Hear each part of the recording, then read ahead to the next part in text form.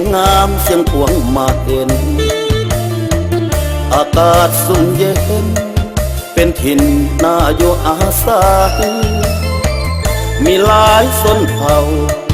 สาวเมืองฮักแพงห่วมใจนาสวนหัวไห้ผงพายใหญ่กวงงามตาเข้าสาวงามเป็นจริงดังคำเก่าสน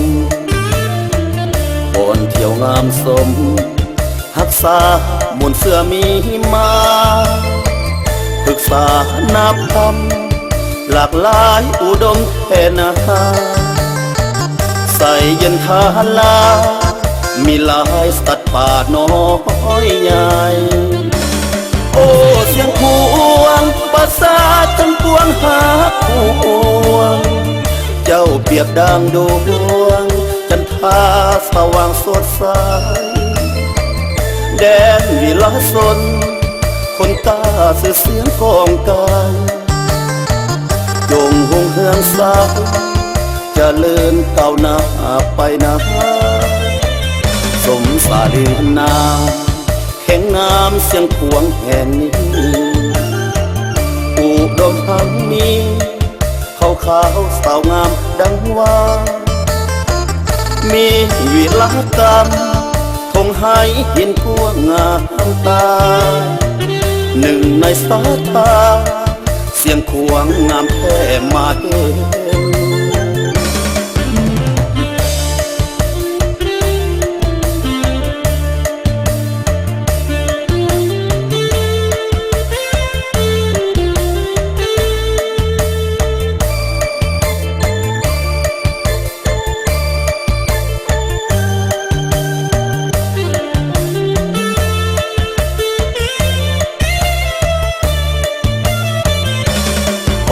เสียงพ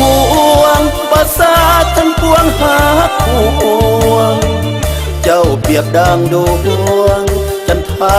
สว่างสดใสแดนวิลาสนคนตาสื่อเสียงกองกันจงหงเฮืองสาวจะเลื่อนเก่าหน้าไปนะสมสาลีนาแห่งงามเสียงพวงแห่งนี้อุดมหังมีขาวสาวงามดังว่ามีวิลากรรม